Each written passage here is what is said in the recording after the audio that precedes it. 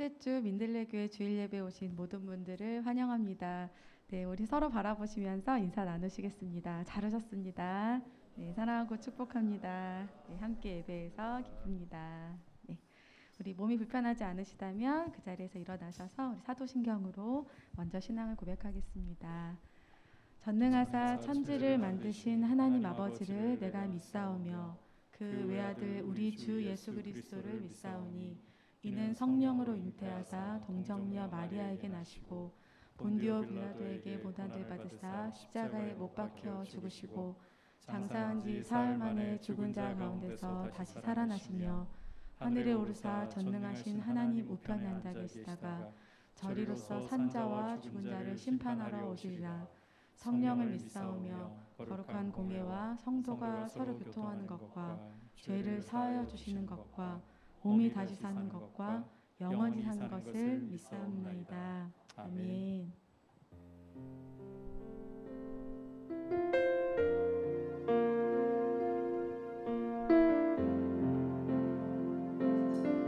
함께 고백하겠습니다.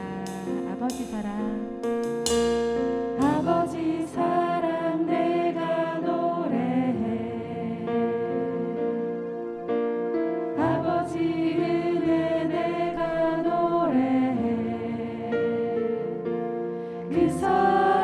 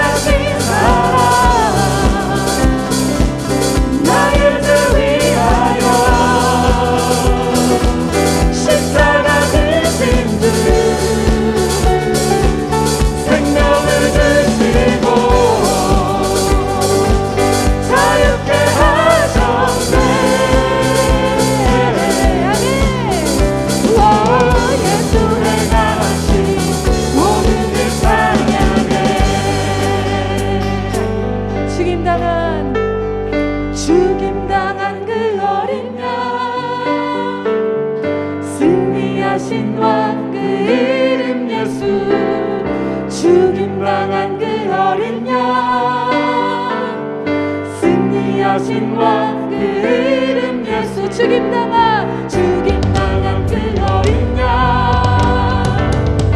승리하신 왕 그 이름 예수 죽임당한 그 어린 양 존귀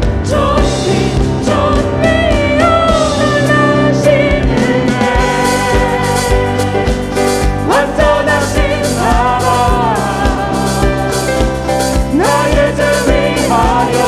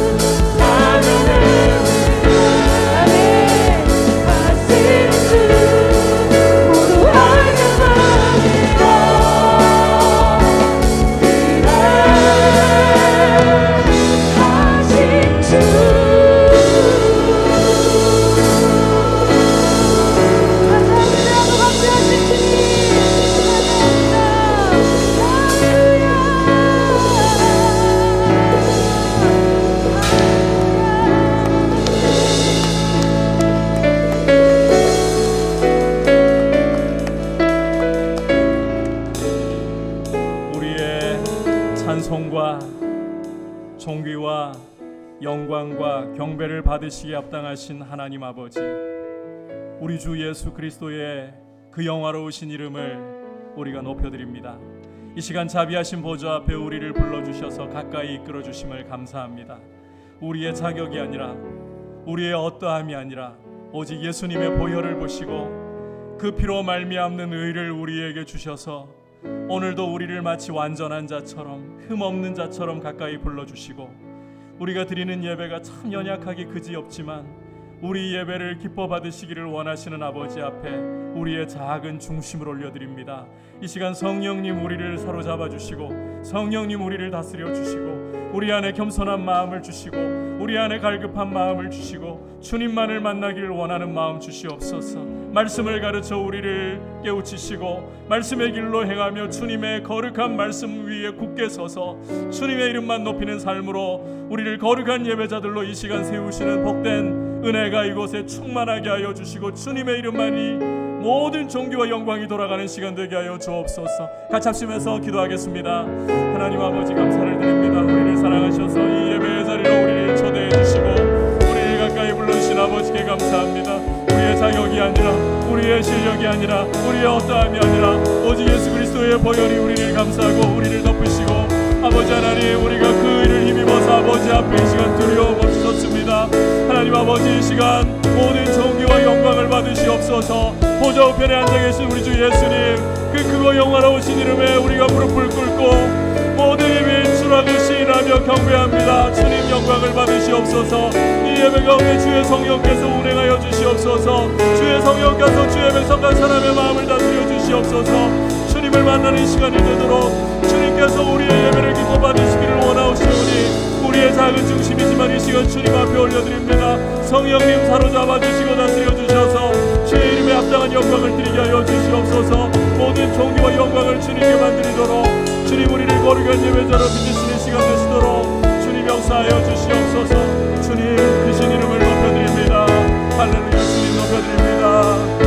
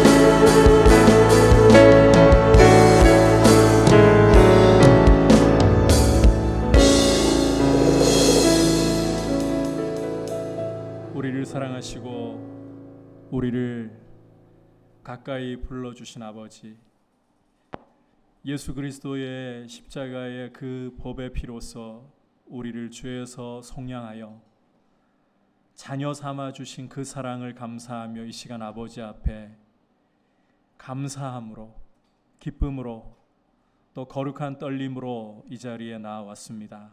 아버지, 이곳이 주님이 계신 곳이며 주님의 이름이 높임을 받으시는 예배의 자리임을 고백합니다. 이 시간 성령으로 충만하게 하시고 주님의 백성 한 사람 한 사람의 마음을 다스려 주셔서 주님을 향한 갈급함과 사모함으로, 주님을 향한 기쁨과 감사로 주님을 바라보는 시간 되게 하시고, 성령께서 거룩한 말씀을 열어 우리의 심장을 교훈하시는 주님을 만나는 시간이 되고, 주님으로 인하여 우리의 영혼이 살아나는 시간이 되고, 주님 앞에 우리의 삶을 결단하는 거룩한 예배자의 모습으로 빚어지는 시간 되게 하여 주옵소서. 모든 존귀와 영광을 주님의 이름에만 드립니다. 예수님의 이름으로 기도드립니다. 아멘. 교회 소식 전해드립니다.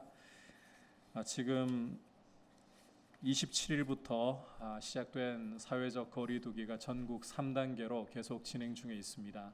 오는 8월 8일까지 진행 중에 있고, 또 지역에 따라서는 4단계로 격상되어 있는 곳들도 더러 있습니다. 이제 이후에 더 강력한 조치가 시행되지 않도록 주님께서 긍휼을 베풀어 주셔서 하루속히 이 사회적인 분위기 자체가 함께 하나 되어서 협력하고 또 바이러스가 제어될 수 있도록 은혜를 주시는 그런 분위기가 되기를 기도해 주시기를 바랍니다. 그리고 백신 공급이 원활하게 잘 이루어져서 예정대로 접종 일정이 차질 없이 진행될 수 있도록 또 기도해 주시기를 바랍니다. 그리고 예배당에 들어오실 때 좌석 수의 20%입니다. 하지만 백신을 이미 맞으신 분들께서는 인센티브가 적용이 됩니다. 1차라도 맞으신 분들은 본당의 숫자에 상관없이 들어오실 수가 있습니다. 좌석 띄워놓은데 앉으실 수 있는 대로 앉으실 수 있기 때문에 부서실로 가야 하는가 이런 염려하지 마시고 바로 본당으로 들어오시면 되겠습니다. 그리고 주일학교, 성경학교와 수련회가 계속 진행 중에 있습니다. 여러분들의 간절한 기도와 특히 우리 자녀들의 마음에 예수님이 심겨지고 또 예수님의 사람 될 수 있도록 함께 관심 가져주시고 계속 기도로 힘을 실어주시기를 바랍니다. 이제 주님 앞에 봉헌 드리도록 하겠습니다.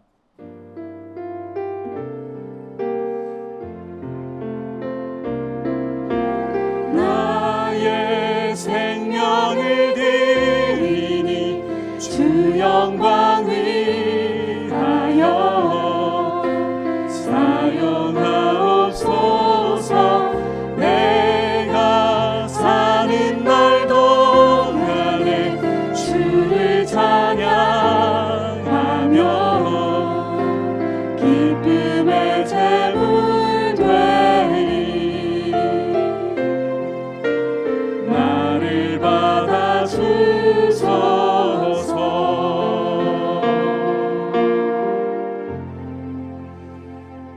하나님 아버지, 오늘도 주님 앞에 귀한 예물을 올려드립니다.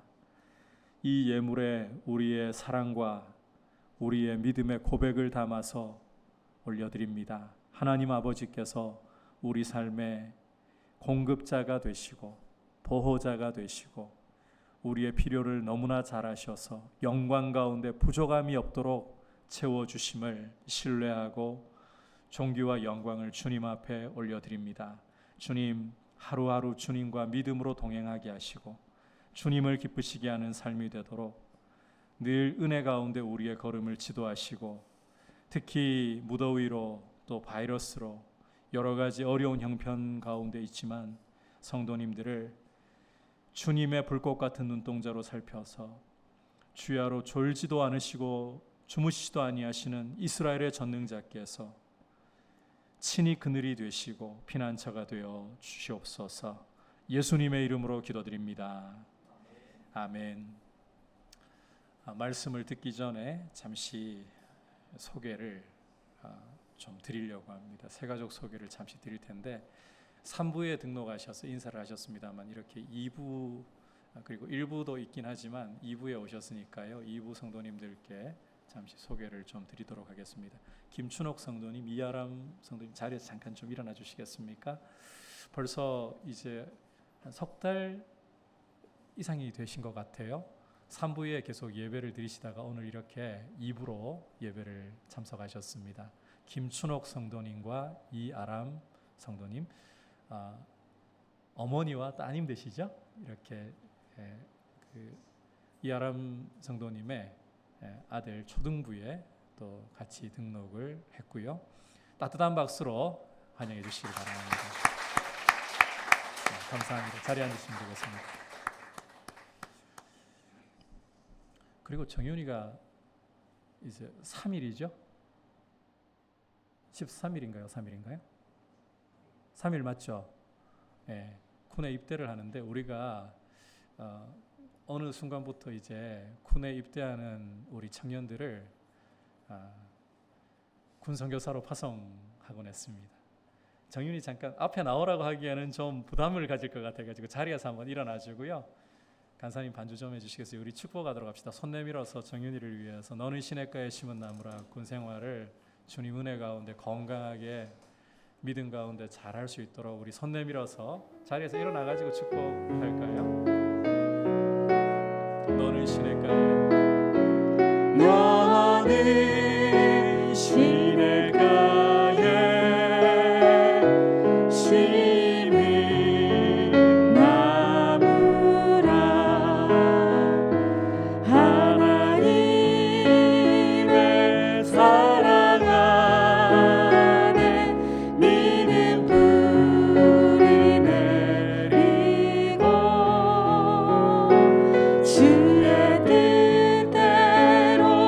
주의 뜻대로 항상 사세요. 기도하겠습니다. 하나님 아버지, 사랑하는 아들 정윤이를 지금까지 건강하게 어엿한 청년으로 자라날 수 있도록 은혜 주신 것 감사합니다. 이제 국가의 부름을 받고 군복무를 위하여서 3일이면 입대를 합니다. 아버지께서 참 어려운 시기에, 이 코로나라는 어려운 시기에 입대하지만 우리 정윤이의 범사에 보호자가 되시고 낮에 그늘이 되시고 밤에 불꽃이 되셔서 정윤이를 군생활하는 모든 순간 동안 보호하시며 믿음 가운데 굳건하게 잘 서갈 수 있도록 주님께서 여건도 만들어 주시고 믿음의 사람으로 보호하여 주옵소서. 또 정윤이를 보내는 부모님에게도 주님께서 아들을 보내는 서운한 마음 위로하시고 이 시간을 주님께 올려드리며 주님의 자비하신 손길에 아들을 의탁하고 기도하면서 주님의 귀한 역사를 보게 하여 주옵소서. 정윤이를 통해 일하실 주님을 찬양합니다. 모든 존귀와 영광을 드리며 예수님의 이름으로 기도드립니다. 아멘. 우리 따뜻한 박수로 축복하겠습니다. 자, 이제 앉지 마시고요. 어차피 하나님의 말씀을 함께 받는 시간입니다. 이 시간 주시는 하나님의 말씀은 룻기 3장 7절에서부터 18절까지, 교독은 13절까지 하도록 하겠습니다. 보아스가 먹고 마시고 마음이 즐거워 가서 곡식 단 더미의 끝에 눕는지라. 룻이 가만히 가서 그의 발치 이불을 들고 거기 누웠더라.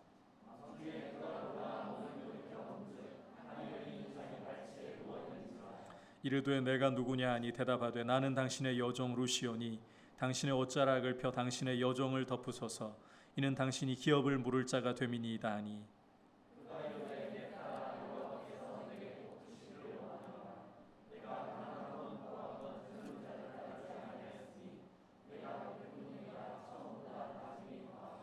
그리고 이제 내 딸아 두려워하지 말라. 내가 내 말대로 내게 다 행하리라. 내가 현숙한 여자인 줄을 나의 성읍 백성이 다 아느니라.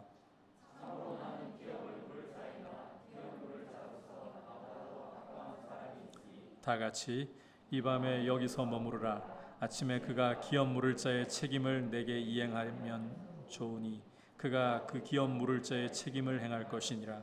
만일 그가 기업 물을 자의 책임을 내게 이행하기를 기뻐하지 아니하면 여호와께서 살아계심을 두고 맹세하노니 내가 기업 물을 자의 책임을 내게 이행하리라. 아침까지 누워 있을지니라 하는지라. 아멘. 우리 옆에 분들과 한번 다시 인사 나누겠습니다. 사랑하고 축복합니다. 주님 안에서 강건하십시오.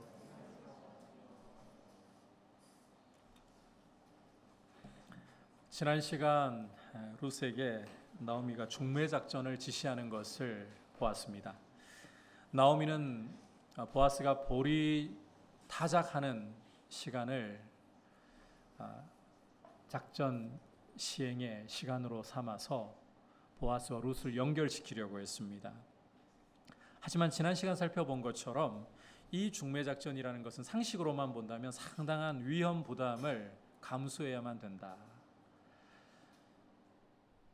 룻이 신부단장을 하고서 보호해 줄 사람 아무도 없이 밤길을 걸어가야 하는 위험. 금녀의 구역인 타작마당에 숨어 들어가서 들키지 말아야 하는 위험. 그리고 무엇보다 보아스의 발치 이불을 들어야 하는, 이 부분은 뒤에서 또 구체적으로 살펴보겠습니다만, 이런 위험. 상식으로만 본다면 이런 위험 부담이 있는, 참 룻으로서는 쉽게 감당하기가 힘든 작전이 아닐 수 없습니다. 그럼에도 불구하고 나오미에게서는 이렇게 고엘의 약속을 주장하는 길이 이것이기 때문에 이런 위험 부담을 감수하는 것이고, 룻으로서는 시어머니의 지시를 따르는 것이 곧 고엘에 대한 약속의 말씀을 순종하는 것이기 때문에 이 길을 걸어가는 것입니다. 이제 이와 같은 중매 작전은 과연 어떤 결과를 가져올 것인가? 하나님의 약속을 주장하고 하나님의 약속의 말씀에 순종하는 것이 과연 어떠한 결과를 가져올 것인가? 오늘 말씀은 룻기의 절정에 해당하는 부분입니다. 이 말씀을 통해서 룻과 보아스의 헤세드가 활용점정에 이르는 모습을 함께 살펴보면서 이제 주시는 메시지를 함께 귀 기울여 들으려고 합니다. 자, 먼저 7절과 8절 보시기를 바랍니다. 함께 한 목소리로 보겠습니다. 시작. 보아스가 먹고 마시고 마음이 즐거워 가서 곡식단 더미의 끝에 눕는지라. 룻이 가만히 가서 그의 발치 이불을 들고 거기 누웠더라. 밤중에 그가 놀라 몸을 돌이켜 본즉 한 여인이 자기 발치에 누워 있는지라. 나오미의 지시를 따라서, 시어머니의 지시를 따라서 룻은 신부단장을 하고 밤길을 지나서 타작마당에 조용히 숨어들었습니다. 그리고는 보아스를 유심히 보고 있었습니다. 한바탕 잔치를 벌인 보아스는 마음이 즐거운 채 가서 곡식 단더미 끝에 눕는 것이었습니다. 이 모든 상황을 지켜보고 있던 룻은 조용히, 정말 조용히 보아스에게로 다가가서는 발치 이불을 들고 거기 누웠습니다.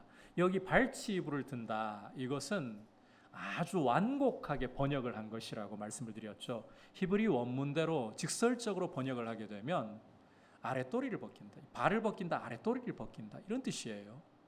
룻이 보아스의 아랫도리를 벗기고 그 곁에 누웠다는 거예요.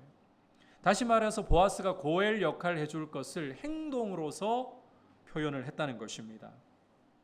자, 이렇게 하고 얼마나 시간이 흘렀을까? 팔레스타인의 밤 공기는 굉장히 차갑습니다. 이 차가운 밤 공기 때문에, 아랫도리를 벗겨 놓았으니까 이 차가운 밤 공기 때문에 깬 것인지, 아니면 사람이 곁에 누워 있잖아요. 인기척이 느껴질 수밖에 없잖아요. 이 인기척 때문에 깬 것인지, 어쨌든 보아스는 잠에서 깨어났습니다. 그리고는 순간적으로 깜짝 놀라서 몸을 돌이켜서 룻을 보았습니다. 보아스의 입장에서는 아직까지 룻을 알아보지 못하고 있어요. 캄캄한 밤이고 지척이 잘 분간이 안 되는 상황이니까 그저 한 여인이 자기 곁에 누워 있는 것으로만 보는 거죠.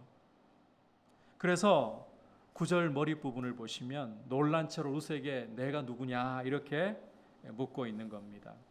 이 타작마당이라는 것이 금녀의 구역이고 여인이 들어와서는 안 되는데 여기 여인이 들어와 있다. 게다가 캄캄해가지고 자기 곁에 누워있는 여인이 누구인지도 알지 못하는데 이런 반응은 당연하다고 봐야 됩니다.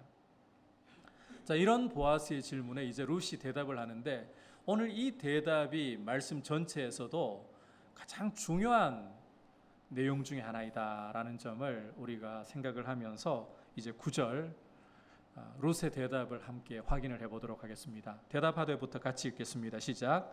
대답하되 나는 당신의 여종 룻이오니 당신의 옷자락을 펴 당신의 여종을 덮으소서.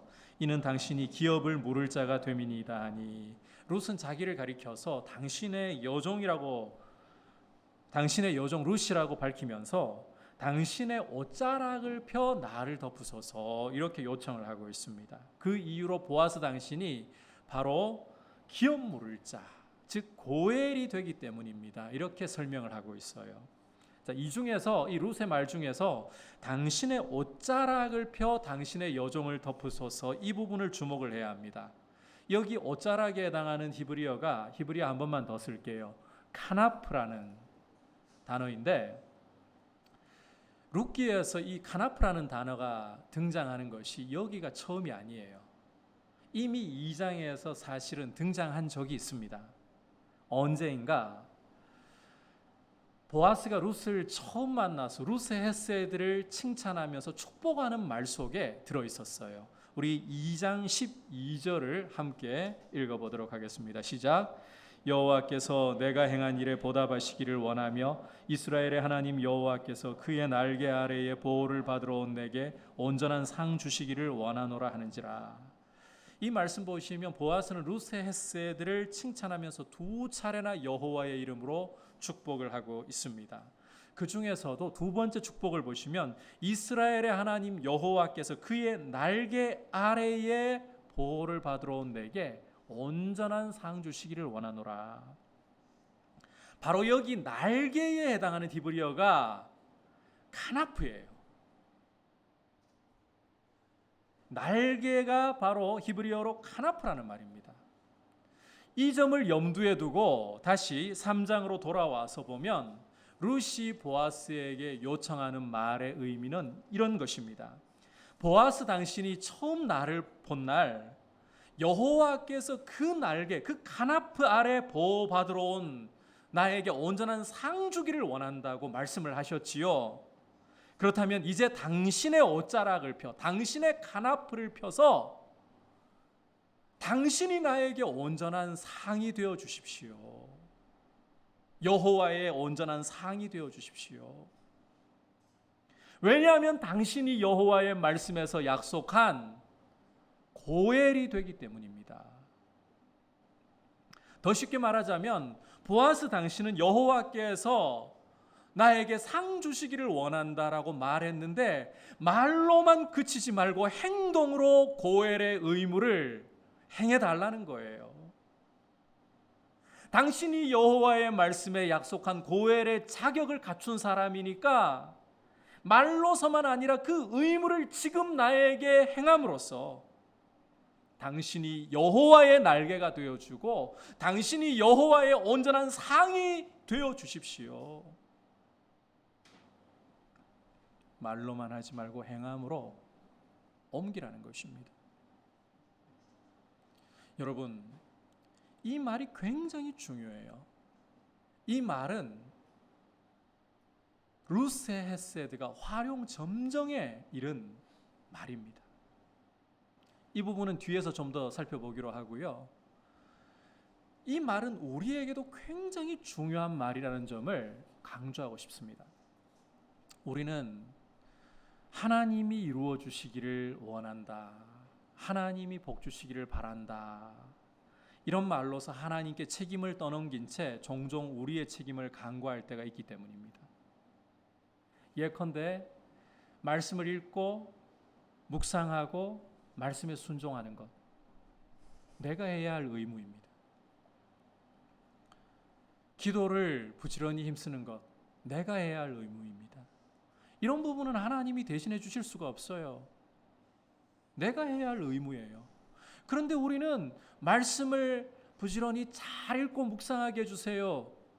기도하고는 말씀 앞으로 다가가지를 않아요. 기도를 열심히 하기를 원합니다.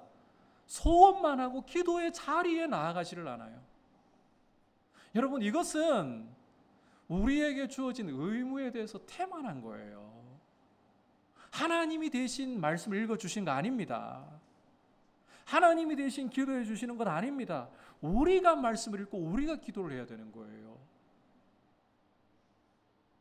하나님이 우리에게 생각할 수 있는 이성을 주셨고 결정할 수 있는 의지를 주셨는데 그 생각, 그 의지를 가지고서 우리가 말씀 앞에 나가야죠. 아들을 십자가에 내어주어서 그 피 흘려 우리를 죄에서 속량하시고 그 피를 힘입어 보좌 앞에 나아갈 때에 아버지라고 담대히 부를 수 있게 되고 아버지께서 우리를 영접해 주신 이런 은혜를 다 열어놓으시고 초대하시는데 우리가 나아가야 되는 거죠. 성경 읽게 해주세요. 기도하지 마시고 성경 읽으세요. 기도를 힘쓰게 해주세요. 그러지 말고 기도하세요. 그냥. 그게 우리가 해야 할 일이라는 거예요. 나에게 주어져 있는 재능과 은사에 대해서도 마찬가지입니다. 하나님께서 우리에게 각 사람에게 재능을 주시고 은사를 맡겨주셨습니다. 이것은 우리를 돋보이게 하고 우리 자신을 과시하고 남들에게 인정받기 위해서 주어진 것 아닙니다. 이런 재능과 은사를 맡겨주신 것은 이 재능과 은사로 우리 주님의 손과 발이 되어서 우리 주님의 손과 발이 되어서 그 재능과 은사를 가지고 주님이 기뻐하시는 대로 형제 자매들을 섬기게 하시기 위한 거예요. 그런데 우리가 빵을 두 쪽 들고 있으면서 빵이 하나도 없이 굶어가고 있는 형제를 보면서 하나님, 저 형제에게 빵을 주세요. 그러면 왜 빵 두 쪽을 나한테 주신 겁니까? 없는 형제와 나누라고 두 쪽을 주신 거 아닌가요? 그런데 우리는 두 쪽을 들고 있으면서 없는 형제를 보고만 있으면서 우리가 할 일은 하지 않고 주님, 저 형제에게 빵을 주세요. 여러분, 이것은 우리에게 주어진 의무를 태만하게 하는 것이에요. 우리에게 은사를 주시고 재능을 주신 것은 이 재능, 이 은사를 가지고 내가 남들보다 빛나 보이고 아닙니다. 은사, 재능 독점하면 안 됩니다. 이것은 나누기 위한 것이에요. 고린도전서 12장을 읽어보시면 고린도 교회는 성령이 임하셔서 은사가 터져 나올 때 이걸 가지고 성령으로 시작해가지고 이걸 가지고 정욕으로 흘러가는 잘못을 저질렀어요.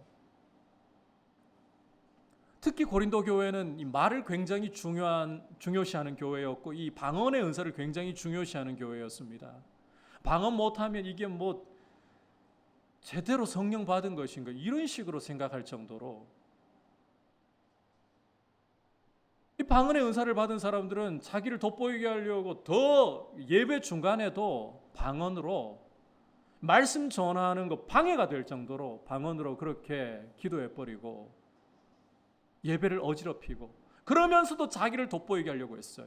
사도 바울이 그런 모습을 보면서 고린도전서 12장에서 강조하는 게 무엇입니까? 이 은사들이 왜 주어진 것이냐? 그리스도의 몸을 온전케 하기 위해 주어진 거 아니냐? 너희 잘났다고 너희 자랑하라고 한 게 아니라 여러분, 우리에게 주신 은사, 우리에게 주신 재능은 그걸 가지고 우리가 독점하고 우리 자신 빛나 보이려고 남들보다 더 있어 보이려고 주어진 게 아닙니다. 하나님이 그 은사와 재능을 사용해서 주님의 손과 발이 되라고, 우리가 주님의 손과 발이 되라고 맡겨주신 것입니다. 그렇다면 이제 우리는 주님 앞에서 주님이 나에게 맡겨주신 재능과 은사가 무엇입니까? 제가 나누어야 할 재능과 은사가 무엇입니까? 아직 자신의 재능과 은사가 무엇인지 잘 모르는 분들도 계시거든요. 기도하면서 내 재능과 은사를 포기해 주십시오. 때로는 내가 하찮게 여겼고 무시했던 것이 사실은 나의 은사일 수 있어요.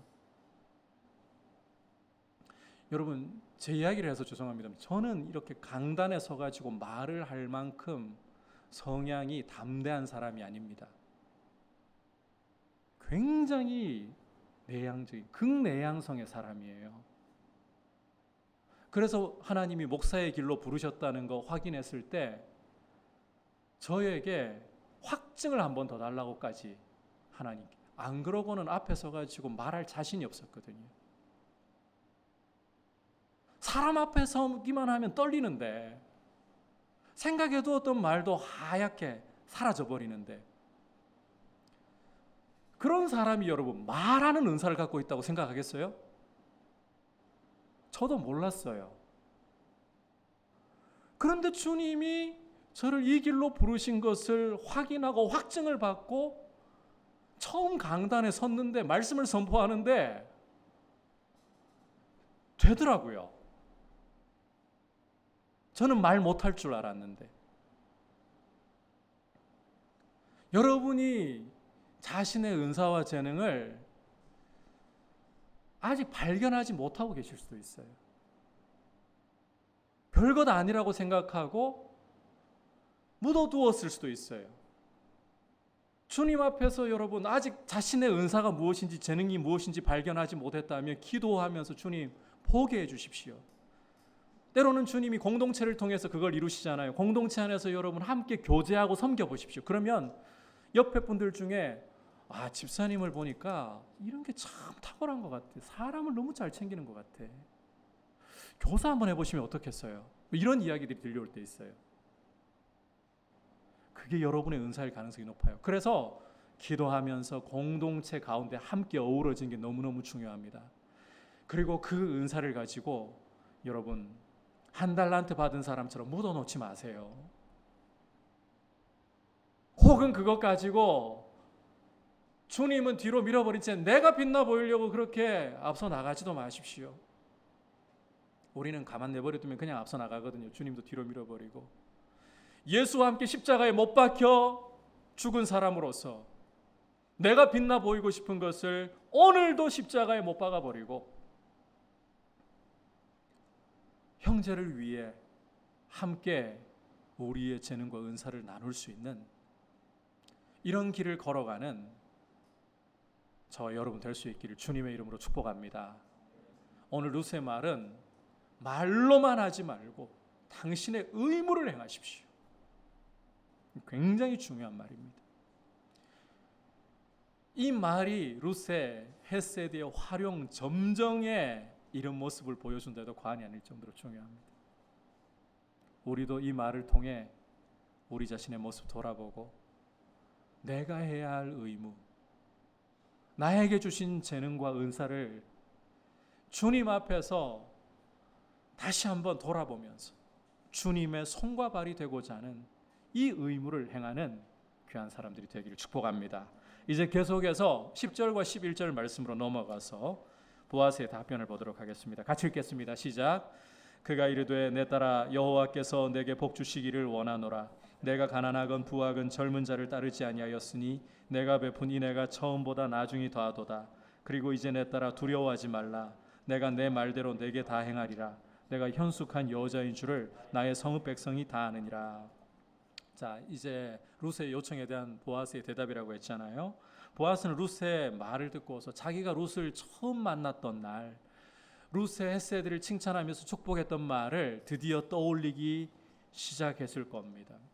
그러면서 정신이 번쩍, 마치 망치로 뒤통수를 한 대 맞는 것처럼 정신이 번쩍 들었을 겁니다. 룻의 말 때문에 그는 자신이 고엘의 유력한 후보자이면서도 지금껏 자신이 보여준 헤세드 정도면 충분하지 않을까, 이런 안일함에 빠져 있었던 자신의 모습을 깨닫게 된 거예요. 자, 그렇다면 이제 보아스가 이 룻을 볼 때 어떤 마음으로 볼까? 여러분, 대단히 대견한 마음 가지고 보지 않겠습니까? 룻은 이방 여인입니다. 그런데 이런 이방 여인이 고엘에 대한 하나님의 약속의 말씀을 붙들고 자기를 찾아와서 고엘의 의무를 행해달라고 요청을 하면서 자기를 흔들어 깨워줬어요. 정신이 번쩍 들게 만들어 주었어요. 그렇지, 내가 고엘의 후보였지. 대견해 보이지 않겠습니까? 자기의 눈을 뜨게 해주었는데. 보아스는 하이르한 덕이 있는 사람이라고 했잖아요. 그러니 이게 대견하게 보일 수밖에 없고 정말 고맙게 보일 수밖에 없을 거예요. 따라서 보아스는 룻에게 여호와께서 너에게 복 주시기를 원한다고 축복하면서 내가 가난하건 부하건 젊은 자를 따르지 않았으니 내가 베푼 헤세드가 처음보다 나중이 더하다, 이렇게 칭찬을 합니다. 보아스의 말처럼 젊은 과부라면 사실 젊은 남자들을 따르기가 쉬워요. 하지만 룻은 전혀 그렇게 하지 않고 오직 고엘에 대한 약속을 따라서 자기 아버지 뻘 되는 보아스를 찾아왔습니다. 다시 말해서 룻은 자기의 감정도 욕구도 다 배반해버리고 오직 시어머니의 회복을 위한 선택을 했다. 헤세드의 길을 계속해서 걸으려고 선택했다는 거예요. 이게 보아스 눈에 한눈에 봐도 보인다는 거예요. 사실 룻이 자신의 민족과 신을 버리고 시어머니를 위해서 베들레헴으로 올 때만 해도 헤세드를 잘 보여준 겁니다. 그것만 해도 헤세드를 잘 보여준 거예요. 그런데 이제는 그걸 넘어서 자신의 감정 욕구를 다 배반해버리고 자기 인생 걸린 문제인데 고엘의 후보자를 따라서 자기 아버지 뻘 되는 사람을 남편으로 선택하려고 하다니, 이것이야말로 룻의 헤세드를 그야말로 제대로 보여준다는 거죠. 그러니까 여기 이 룻의 모습이 앞서 보아스에게 요청했던 그 말이 헤세드의 활용점정이다. 룻의 헤세드의 활용점정이다. 그러니까 보아스는 너의 베푼 인애가 처음보다 나중이 더 크다 이렇게 말할 수밖에 없는 거예요. 이에 더해서 보아스는 룻에게 내 딸아 두려워하지 말라. 내가 너의 말대로 다 행하리라. 내가 현숙한 이러한 여자인 줄을 내 성읍 사람들이 다 알고 있다. 이렇게 약속을 주면서 칭찬을 더해주고 있습니다. 여러분 이 부분에서는 이제 보아스의 그 대목이잖아요. 그런데 이 부분이 또 룻기에서 보아스 편에서 정말 중요한 절정에 다다른 부분입니다. 이 부분을 우리가 주목을 해야 되는데, 자, 만약이라는 질문을 한번 던져볼게요. 만약 보아스가 룻의 이런 요청을 받아 놓고도 고엘의 의무를 하기를 원치 않고 거부해 버린다. 룻이 어떻게 될까요? 뭐 더 이상 볼 것도 없이 수치 가운데 빠져버리게 되는 겁니다. 따라서 룻의 입장에서 생각을 해본다면 보아스의 대답이 들려오기까지 그 짧은 찰나의 순간이지만 룻의 가슴은 조마조마하고 떨리지 않을 수 없을 것 같아요. 보아스는 이런 룻의 심정을 헤아리면서 두려워 말라, 안심을 시켜주고 있는 거예요. 그리고 내 말대로 다 이행하리라 약속을 주고 있는 거예요. 이 말이 중요하다는 거예요. 보아스의 헤세드의 활용 점정이라는 거예요. 자, 그런데 그 다음 말씀을 보면 보아스가 아직 해결해야 할 일이 하나 남아있다라고 이야기를 덧붙이는 것을 읽을 수가 있습니다. 12절과 13절을 읽어보겠습니다. 시작. 참으로 나는 기업을 물을 자이나 기업 물을 자로서 나보다 더 가까운 사람이 있으니 이 밤에 여기서 머무르라. 아침에 그가 기업 물을 자의 책임을 내게 이행하려 하면 좋으니 그가 그 기업 물을 자의 책임을 행할 것이니라. 만일 그가 기업 물을 자의 책임을 내게 이행하기를 기뻐하지 아니하면 여호와께서 살아계심을 두고 맹세하노니 내가 기업 물을 자의 책임을 내게 이행하리라. 아침까지 누워 있을지니라 하는지라. 보아스의 말을 이 말씀 속에서 다시 살펴보면 보아스 자신이 고엘의 유력한 후보자이긴 하지만 자기보다 더 앞선 순위에 있는 사람이 있다는 거예요. 그러니까 고엘의 후보자로서 보아스 자신은 2순위자인 거고 1순위자가 따로 있다는 거죠. 자, 그런데 이 말을 지금 보아스가 꺼내는 것은 자기가 고엘의 책임을 회피하고 싶은 마음이 있다 이런 뜻이 전혀 아닙니다. 발 빼려고 하는 게 절대 아니에요. 왜냐하면 13절 한 절에서 고엘의 책임, 기업 물을 자의 책임이라는 표현을 자그마치 4번이나 반복할 정도로 보아스는 책임을 강조하고 있기 때문입니다. 자, 그렇다면 왜 갑자기 고엘 1순위자 이야기를 꺼내는 것인가? 모세 율법에 따르면 고엘의 의무를 행하는 것은, 고엘의 책임을 행하는 것은 먼저는 형제 가운데에서 그런데 형제가 없다. 그 다음에는 가까운 친족 순으로 가야 되는 거예요. 이해하셨죠? 보아스는 이걸 지금 이야기하려고 하는 거예요. 따라서 지금 이 상황을 먼저 접하게 된 보아스가 아무리 옳은 일이라고, 아무리 의로운 일이라고 고엘의 책임을 덥석 물어버리고 자기가 다 지겠다. 그러면 1순위자를 제껴버리는 거예요. 가로채기를 하는 거예요. 보아스는 그렇게 가로채기 하는 사람이 아니라는 거죠. 자기가 알고 1순위자는 모르고 이런 상황에서 그렇다면 자신이 할 수 있는 일은 룻과 1순위자 사이에 다리를 놓아주는 일이 옳은 일이다. 이걸 먼저 하겠다는 겁니다. 그런데 1순위자가 이 책임을 손해볼까 봐 안 받아들인다. 그 경우에는 자기가 책임지고 고엘의 이 의무를 행하겠다는 거예요. 이걸 지금 보아스가 보여주고 있는 거예요. 발뺌하는 것 전혀 아니라는 거죠. 무엇보다도 보아스는 이 약속을 확실하게 보증하기 위해서 한 가지 행동을 하고 있는데, 증표를 주고 있는데 15절 같이 읽어보겠습니다. 시작. 보아스가 이르되 내 겉옷을 가져다가 그것을 펴서 잡으라 하매 그것을 펴서 잡으니 보리를 6번 룻에게 지어주고 성읍으로 들어가니라. 자, 함께 읽은 말씀을 보시면 룻의 겉옷을 펴가지고는 보리를 6번 되어서 지어주고 있잖아요. 이게 바로 이 보리가 약속을 반드시 행한다.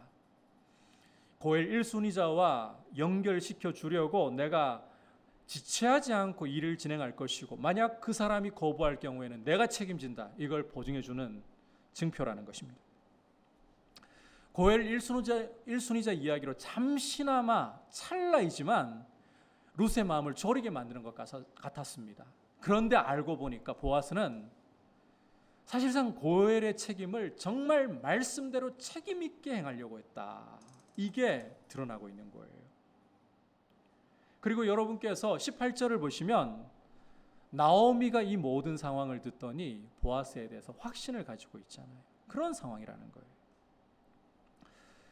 여기까지 본다면 우리는 이 보아스라는 사람이 말씀 앞에서 정말 책임 있게 행동할 줄 아는 사람이구나. 이걸 확실히 느낄 수가 있습니다. 몰랐을 때야 할 수 없지만 자신에게 주어진 책임이 무엇인가를 깨달았을 때에 보아스는 지체하지 않고 그 말씀에 대한 책임을 스스로 감당하려고, 그리고 절대로 그 책임에서 발을 빼지 못하도록 증표까지 주는 이런 일을 하는 사람이에요.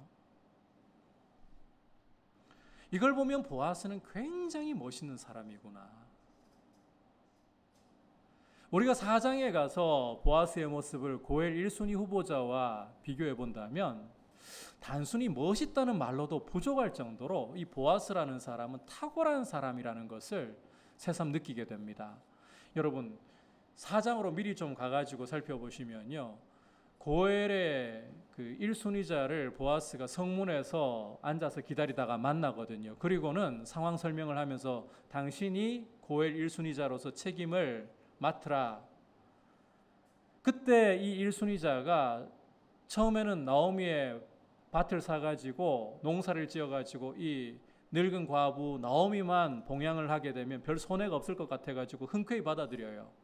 그런데 보아스가 당신이 나오미에게서 밭을 사서 나오미를 봉양하게 되는 그날에는 말론의 아내였던 과부 룻도 당신의 아내로 맞아들여서 책임을 져야 된다.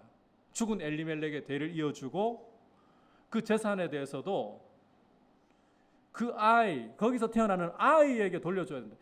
이 순간 이 고엘 1순위자는요 계산기를 순식간에 머릿속에서 두들기면서 나는 손해가 날까봐, 내 재산에 손해가 날까봐 못하겠다, 포기를 해버립니다. 중요한 사실은 고엘 1순위자가 이걸 이렇게 포기를 해버리는데 룻기의 분위기를 보면 아무도 이 1순위자의 책임 회피를 비난하지 않는다는 거예요. 이해해버린다는 거예요. 자, 그렇다면 보아스가 고엘의 책임을 지지 않겠다. 사람들이 보아스 비난할까요? 아무도 비난하지 않는다는 겁니다. 반대로 보아스가 이 고엘의 책임을 받아들이게 되면 보아스로서는 어마어마한 손해를 봐야 되는 거예요. 손해를 감수하지 않을 수가 없습니다. 당장 룻을 아내로 맞아들여가지고 태어난 아이, 누구의 아이입니까? 자기 아이가 아니라 죽은 엘리멜렉의 대를 잇는 아이입니다. 그리고 나오미에게 땅을 사가지고 그 땅을 누구에게 주어야 합니까? 자기 것으로 삼을 수 있는 것이 아니라 엘리멜렉의 대를 잇게 될 아이에게 다 넘겨줘야 되는 거예요. 소유권을 다 줘야 되는 거예요. 이걸 보아스가 감수하고 있는 거예요. 이 책임을 고스란히 다 받아들이겠다는 거예요. 책임을 거부해도 아무도 비난하지 않는 분위기인데 이 책임을 자기는 다 지겠다는 거예요. 그걸 보증해주고 있는 거예요. 그러니 이 보아스를 단순히 멋있다는 말로 설명하기에는 부족하다는 거죠. 여러분, 우리 시선이 이런 보아스의 모습을 보면서 정말 멋있게 보여야 돼요. 말씀 안에서만 그렇게 멋있게 보는 것이 아니라 우리 생활 속에서도 이런 모습이 멋있게 보여야 되는 거예요. 수억짜리 슈퍼카를 사고 80평, 100평 되는 아파트를 소유하고 명품을 입고 이런 것이 멋있는 것이 아니라 남들보다 더 높은 지위를 얻고 더 많은 돈을 소유하고 이런 것이 멋있는 것이 아니라 하나님의 말씀 앞에 섰을 때 책임 있게 행동하는 이런 모습을 볼 때 정말 멋있게 보이고 이런 모습이 탁월하게 보여야 되는 거예요. 주님이 우리의 눈을 이렇게 밝혀주시기를 축복합니다. 여러분, 이런 보아스의 모습을 보면서 말씀 앞에 책임 있게 행하는 것이 얼마나 중요한가 다시 한번 이 시간 새겼으면 좋겠습니다. 야고보 장로님은 말씀을 듣고서 행하지 않는 것은 사람이 자기가 어떻게 생겼는지를 보려고 거울을 들여다보고는 돌아서 가지고 자기 얼굴 잊어버리는 것과 같다고 말씀하고 있습니다. 더욱이 행함이 없는 믿음은 죽은 것이라는 것을 강조하기 위해서 내가 하나님이 한 분이신 줄을 믿느냐? 잘한다. 귀신들도 믿고 떨 줄 안다. 이렇게까지 말씀을 하고 있습니다. 행함이 없는 믿음은 죽은 것이다. 여러분, 말씀을 정말 많이 읽고 많이 알고 말씀 가까이 하는 것 너무너무 중요합니다. 왜냐하면 여러분이 말씀을 많이 아셔야, 말씀을 제대로 아셔야 마귀의 거짓말에, 여러분의 마음에 쏘아대는 그 불화살에 방어를 해낼 능력이 있기 때문이에요. 믿음의 방패를 들어야 되는데 이 믿음의 방패가 어디서 나오겠어요? 하나님의 말씀을 가까이 해야 오는 거죠. 믿음은 들음에서 나고 들음은 어디서 나온다 그랬습니까? 그리스도의 말씀으로부터. 따라서 말씀을 여러분이 가까이 하고 많이 아셔야 이 믿음의 방패를 가지고, 진리의 방패를 가지고서 마귀의 거짓말을 분별해낼 거 아니에요. 말씀을 많이 아셔야 돼요. 이걸 절대로 소홀히 하시면 안 돼요. 그런데 많이 안다고 그걸로 끝이라고 하시면 안 돼요. 순종을 해야 된다는 거예요. 여러분, 우리 주님께서 산상설교에서 내 말 듣고 행하는 것이 얼마나 중요한가. 그날에 주님이 다시 심판주로 이 땅에 오실 날에 많은 사람들이 나더러 주여 주여, 우리가 주의 이름으로 선지자 노릇을 하고 귀신을 쫓고 권능을 행하지 않았습니까? 그때 주님 뭐라고 대답할 거라고 말씀하셨습니까? 내가 너희를 도무지 알지 못한다. 불법을 행하는 자들아 나에게서 떠나가라. 왜? 아버지의 말씀을 듣고 행하지 않았기 때문에.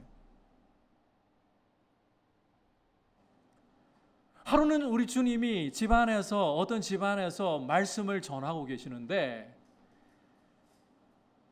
그 예수가 귀신 들렸다, 발세불이 집혀가지고 귀신을 쫓아낸다, 이런 소문이 자꾸 나니까요, 어머니와 이 형제 자매들이 예수님 잡으려고 온 거죠. 사실은 말씀 전하는 중에 어머니와 형제 자매들이 왔다, 이 이야기를 누가 전해준 거예요. 그때 우리 주님이 둘러앉아 있는 제자들을 가리켜 보이시면서 뭐라고 하셨습니까? 누가 내 어머니이고 내 형제 자매냐? 성경에는 그 말씀 없지만 제가 해석 곁들여서 좀 이야기를 할게요. 혈육이 아니라, 혈과 육이 아니라 내 아버지의 말씀을, 내 아버지의 뜻을 행하는 이들이 내 어머니고 내 형제 자매들이다.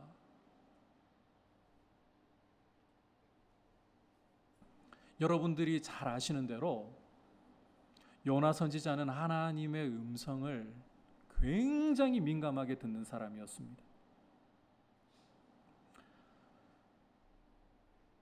열왕기하 14장을 읽어보시면 이 요나라는 선지자는 북이스라엘 왕 여로보암 2세 때 활동을 했던 선지자인데, 이 사람의 예언을 따라서 여로보암 2세가 북이스라엘의 영토를 마치 솔로몬 때처럼 확장을 다시 할 수가 있었어요. 빼앗겼던 영토를 다 되찾을 수가 있었어요.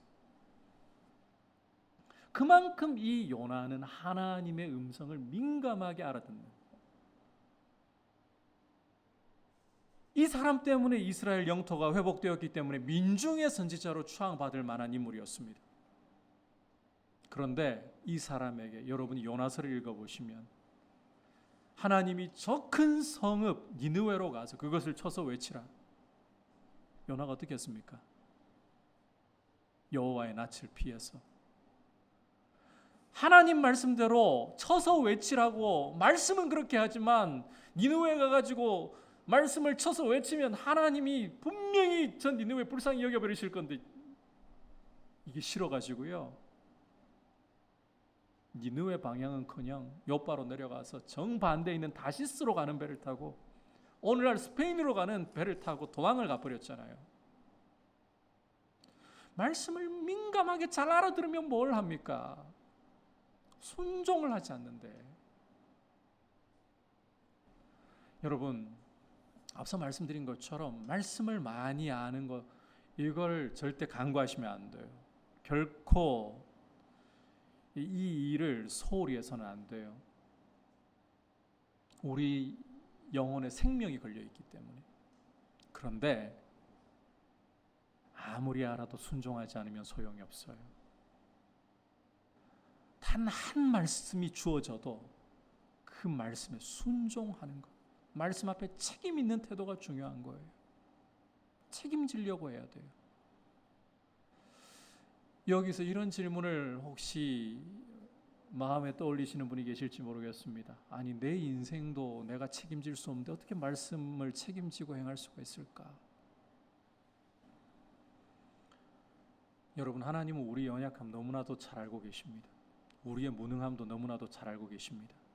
그래서 우리를 위하여 어떤 일을 하셨나요? 아들을 십자가에 대신 내어 주어서 우리의 죄를 다 씻어 주셨고 자녀 삼아 주셨고 자녀로서 말씀을 행할 수 있도록 성령을 부어 주셨잖아요. 성령이 오셨잖아요. 우리를 떠나지도 버리지도 않으시고 영원토록 함께 하시면서 모든 진리 가운데로 우리를 인도하고 계시잖아요.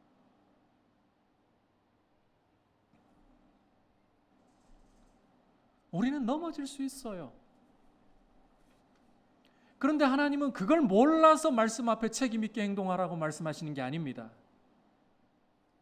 그리고 여러분, 우리가 설령 안 넘어지고 단 한 번도 안 넘어지고 예수 믿은 후로 말씀의 길로 우리 나름대로 완벽하게 걸었다고 생각한다 할지라도, 가정이지만 그게 하나님 앞에 얼마나 완전하겠습니까?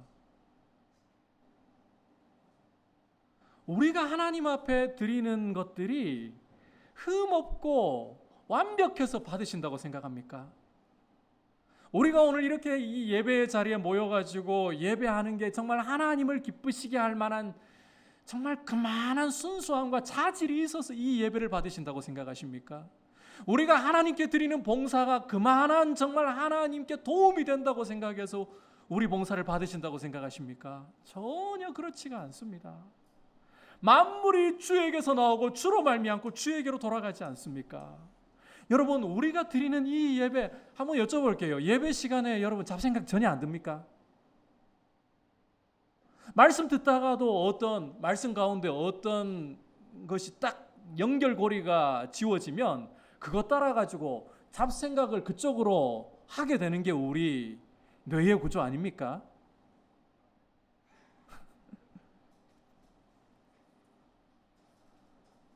찬양하다가도요,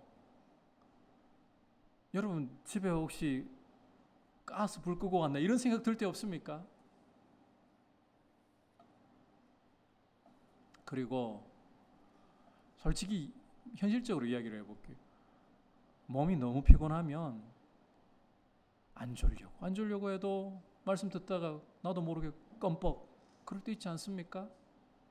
이런 우리 모습을 한번 생각해 보자고요. 이래가지고 우리가 온전한 예배를 드릴 수 있냐고요.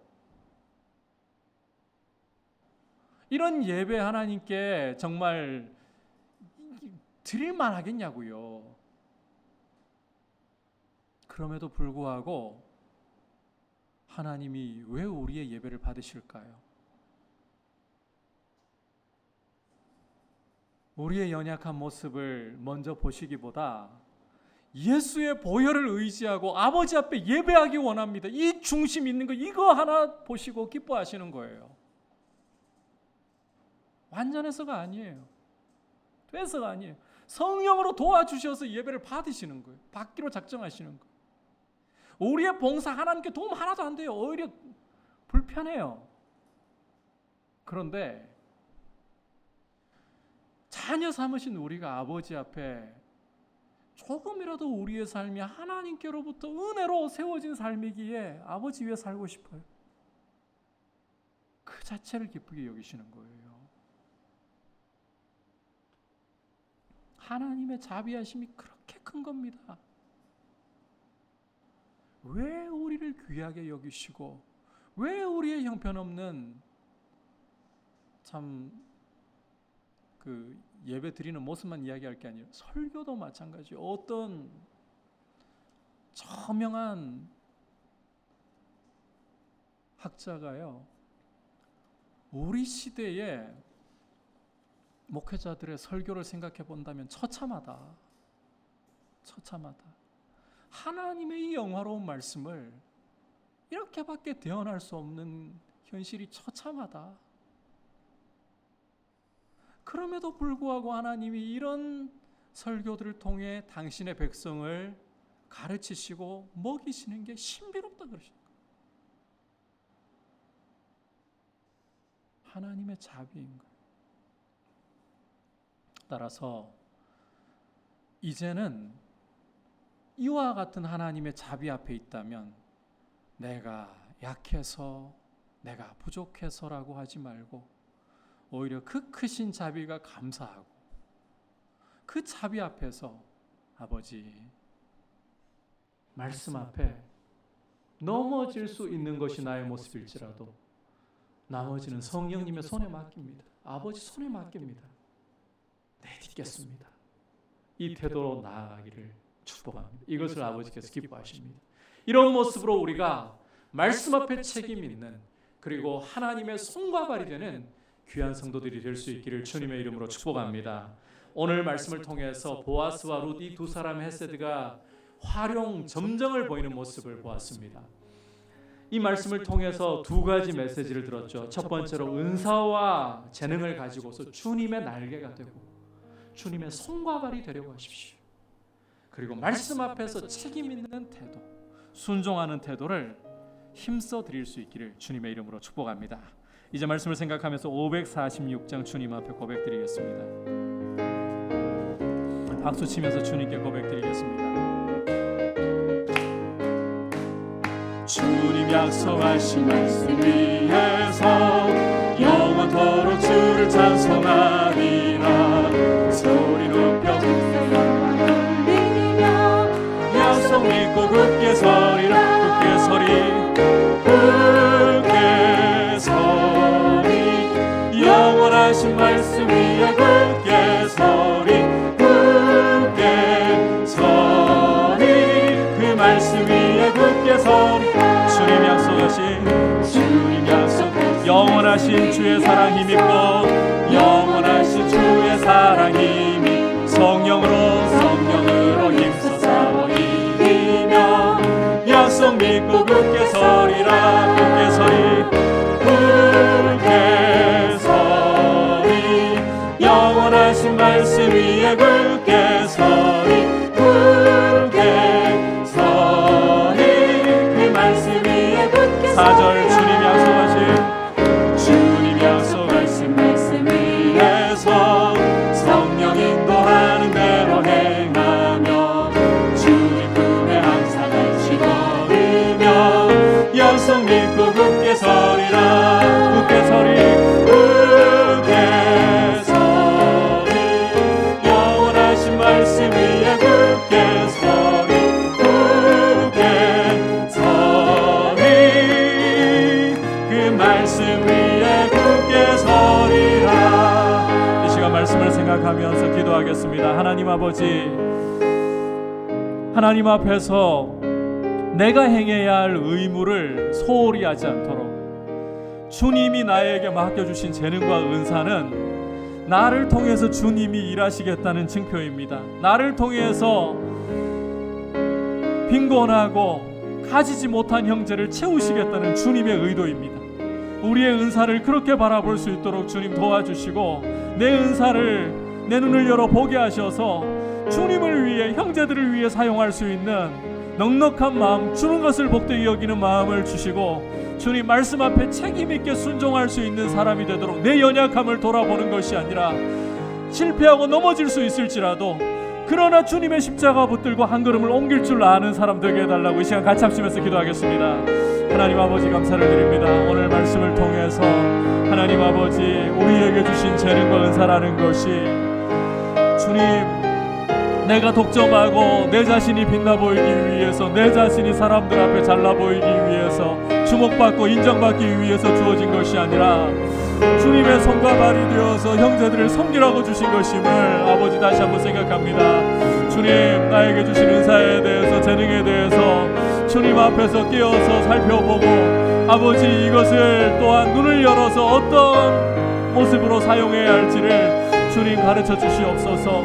주는 것을 복되게 여길 줄 알게 하여 주시고 하나라도 더 맡겨주셨다면 아버지 하나님 가지지 못한 형제와 나눌 줄 아는 귀한 모습 되게 하여 주시고 말씀 앞에서 정말 책임 있는 모습으로 우리의 걸음을 내딛게 하여 주시옵소서. 말씀을 듣기만 하고 잊어버리는 모습이 아니라 주님 돌아서서 주님 앞에서 책임 있게 행함으로 하나님 아버지께서 일하시는 통로가 될 수 있도록 하나님 아버지 말씀 앞에 바르게 서서 주님이 일하시는 영광을 드러낼 수 있는 주님의 귀한 손과 발이 될 수 있도록 사용하여 주시옵소서. 우리 공동체가 이렇게 함께 서로를 복되게 하는 귀한 믿음으로 서 있게 하여 주옵소서.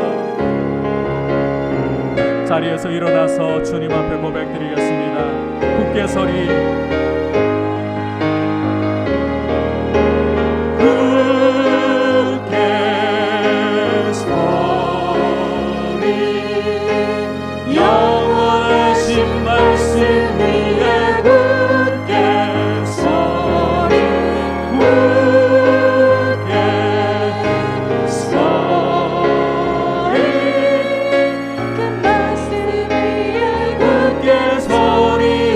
굳게 서리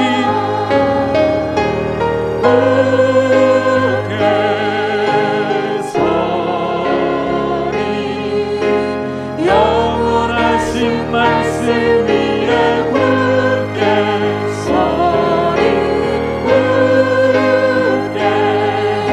서리 그 말씀 위에 굳게 서리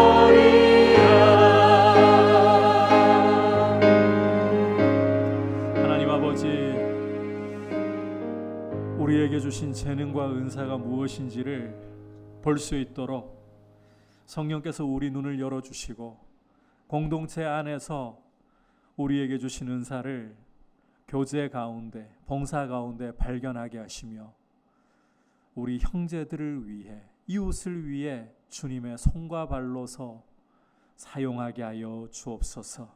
주님 말씀을 듣기만 하고 행하지 않는 죽은 믿음이 아니라 말씀 앞에 책임 있는 모습으로 우리의 연약함을 보지 않고 예수님의 보혈을 의지하고서 실패하고 넘어질지라도 십자가 붙들고 내디딜 수 있는 귀한 모습 되게 하여 주옵소서.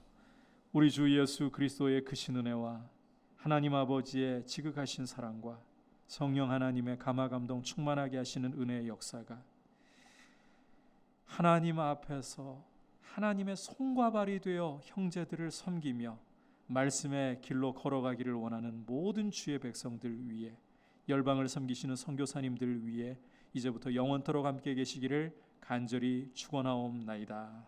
아멘.